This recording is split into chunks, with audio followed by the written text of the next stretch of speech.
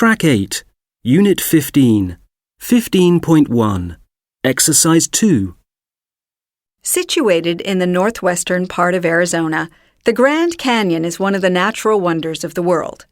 Contrary to popular belief, the Grand Canyon is not the longest, deepest, or widest canyon in the world, but it is accessible, and with little vegetation to hide it, it feels big.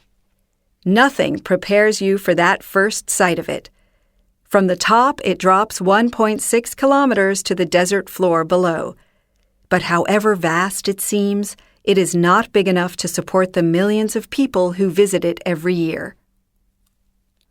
When one section of the Grand Canyon was declared a national park in 1919, 3 years after the creation of the National Park Service, visitor numbers were 44,000. Today, with 5 million visitors a year, the Park Service is finding it difficult to keep the canyon accessible to the public and to safeguard it for future generations. The pressures on the Grand Canyon National Park forced the Park Service to draw up a management plan. One of the first problems it tackled was that of the large number of visitors' cars which needed parking space. The Park Service got around the problem by allowing visitors to take advantage of free buses, which take them on a number of routes around the park.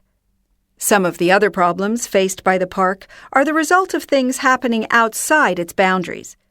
Take air pollution. On summer days when there are southwesterly winds, the pollution blown in from Southern California can restrict the views over the canyon.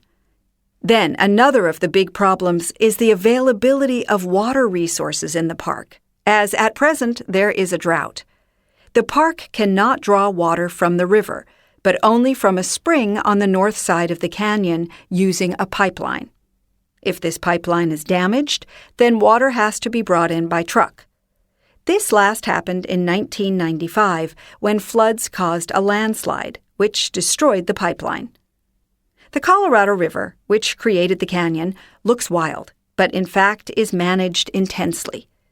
24 kilometers upstream is the Glen Canyon Dam, which has had a profound impact on the river. Now the river flow is about a tenth of what it was previously. The Colorado used to reach temperatures of 24 degrees in summer. Today, it is a cold 7 degrees all year as water release comes from deep within the reservoir. In addition, the rapids are getting bigger as the river is too weak to move the boulders washed out of the canyons downstream. As a result of both these problems, some species of fish have become extinct. Visitors are proving to be powerful allies of the park. Those who once thought that the Grand Canyon was just an awesome hole in the ground soon learn that however big it is, its popularity is in danger of destroying the very qualities that made it one of the 7 natural wonders in the world.